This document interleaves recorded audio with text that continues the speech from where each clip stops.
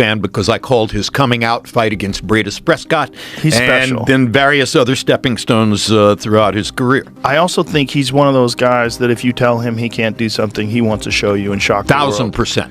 Absolutely right. I also think Canelo is slowing down. I didn't give Canelo more than like 3 rounds.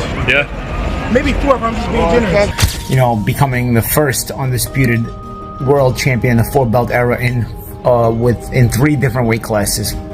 Really, and the way he did it, and the class that he showed.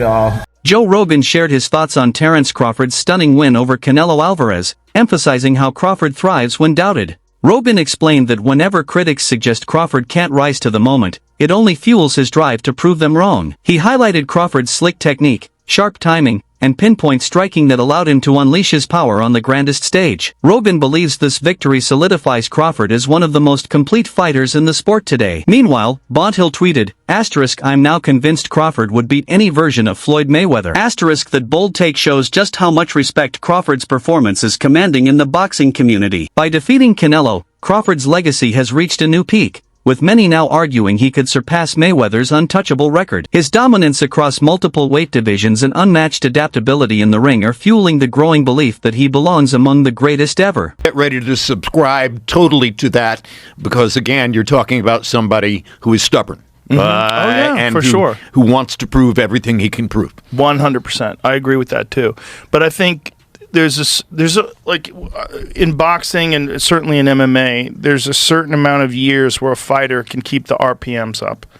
And, when they're in the red line, and there's some people subscribe to the idea of 9 years. There's 9 years is the most that a elite fighter in MMA has performed at their prime. I think that's a bullshit number because I think it's entirely dependent upon lifestyle, nutrition, discipline, physical attributes. There's a lot of factors. George Foreman won the heavyweight championship of the world in boxing at age 45. True, but he took 10 years off. Yes. Commentator Gareth described Terence Crawford's victory as one of the greatest performances the sport has ever seen.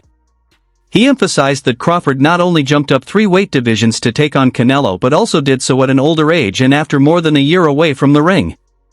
Despite those hurdles, Crawford displayed a level of mastery, skill, and composure that Gareth believes few fighters in history could match. He urged fans to recognize this as a once-in-a-lifetime showcase of greatness, proving Crawford's ability to conquer every obstacle and rise beyond expectations. Meanwhile, Shakur Stevenson took to X to give Canelo his flowers, writing that in a sport full of fighters who shy away from real challenges, Canelo deserves respect for stepping up against the very best. Stevenson saluted him as a true legend, reminding fans that greatness isn't only measured in victories, but also in the courage to risk everything against elite opponents. Did throughout the course of the week, we said that this is a game of IQ. There's going to be movement within the fight. You're going to have to answer different types of questions and bring different types of game plan. Crawford did that. He was able to do it backwards, he was able to do it forwards, he could trade in the pocket, catch the stuff and then counter. He was absolutely magnificent. Listen, I know this is raw and we've only just walked out the stadium, right? 10 minutes ago. And when the dust settles on this, we'll probably have better answers and better thought processes. And I'm sure people watching this will get stuck into the comments and maybe say what I'm about to say is quite outlandish. That might be the single best performance that I have ever witnessed live. It was absolutely tremendous. You've got to take into consideration the weight jump. This is a man that was champion at 135, 140, 147 and obviously recently at 154, but let's be honest, he even jumped up to 154 pounds for that. To go then up to 168 and take on the former pound for pound #1 king on a Mexican holiday weekend in Las Vegas and managed to beat him on the cards when the judges tried to do him, mate, it is out of this world what Terence Crawford just did, and he needs all the flowers in the world, he needs all the praise in the world, and I don't think you're wrong, mate, by saying he's the pound for pound #1. It's an ever-moving list. That performance alone deserves to put him right at the top of the chart. Yeah, he's become.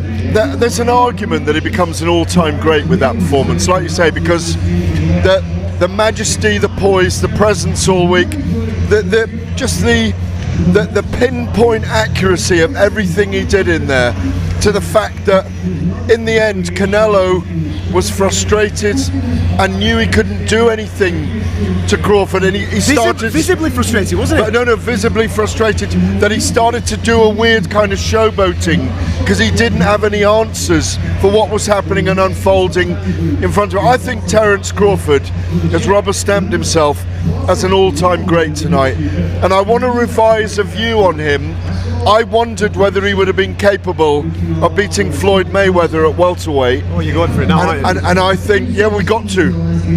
I think he may well have done. Paulie Malignaggi stressed that Terence Crawford had accomplished something truly historic. He noted that becoming an undisputed champion in 4 weight divisions is a rarity, but the manner in which Crawford did it against Canelo made it even more remarkable. Malignaggi drew parallels between Crawford's dominance and Floyd Mayweather's control during his era, suggesting this victory signals the dawn of Crawford's own era. To him, the win was far more than just another triumph. It represented a shift in boxing's balance of power, establishing Crawford as the defining force of this generation. Flawless. I mean, Terence Crawford has had an amazing career against a lot of very good fighters and world-class fighters, and honestly has barely lost a round. When you look back at Bud Crawford's career, there is something really special. It's one of those things now, because now I've now seen back-to-back generations of Floyd Mayweather and Bud Crawford, and man, you know, it's one of those things where now I understand why the people that lived in the Ray Leonard era say, you know, wish we could see Ray Leonard against Mayweather, and how that would be. Because it just leaves such an empty feeling when you have such special fighters that were in different generations, and you saw both of them. You know, I saw the entirety of the Mayweather generation. I saw the entirety of the Bud Crawford generation. Just incredible. Really incredible. And I know Mayweather gets a lot of hate, but for me, he's a tremendous fighter. And Terence Bud Crawford is in that realm as well. And it's a fight we'll never get to see. So what are we going to do, you know? It'll be up to the fantasy fights, you know, but let's get into it, man.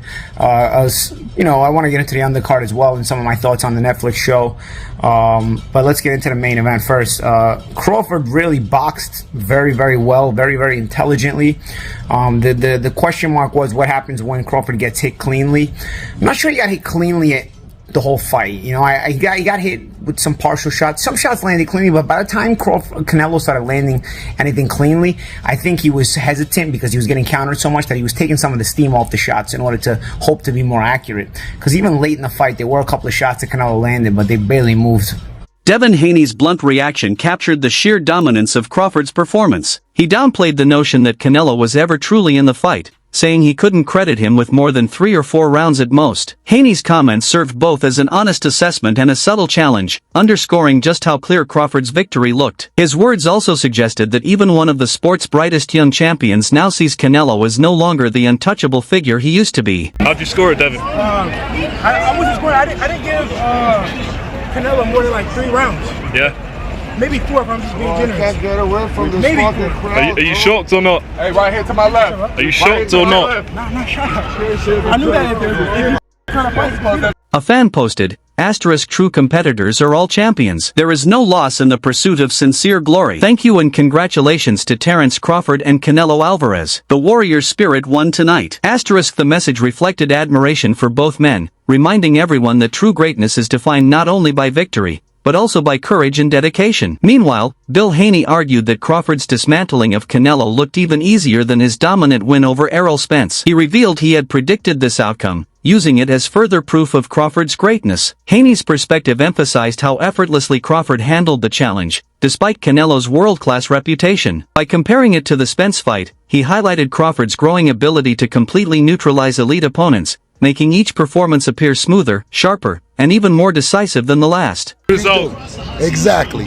And you guys knew what was going to happen. You were in denial. That shit looked easier than Earl Spence. Did it look, huh? It's a brilliant performance. Brilliant performance, man. Shout out to Team Crawford, Bo Mack, and that whole team, man. You know what I mean? Where'd you rank him all-time list after that? I mean, put his face on Mount Rushmore. You dig what I'm saying? He deserves his place, for sure. Did you score it, Bill? Yeah, I scored it a lot for Crawford and very little for Canelo. If any. I don't know. 112? I don't know. I mean, I could pick one or two. I could pick one or two in there or something like that. They had a hidden agenda. I know it's straight after the fight. But do you want to see Crawford go out on that, or do you think there'll be a rematch? No, I don't hear a bunch of partying going on. I listen. It sounds like a funeral home in Allegiant Stadium. Did Crawford win? It sounds like it's a funeral home. Look, you see over there. You see it's quiet. It's quiet as shit. Yeah. Is it a holiday or what? Oh my God! Oh my God! Listen, that's a Crawford fan. He's Mexican. Now, listen. Hey, y'all know what's up. Crawford done did it, and only person that's talking is me. November 22nd. If you don't want to hear nothing else, Crawford is great. November 22nd.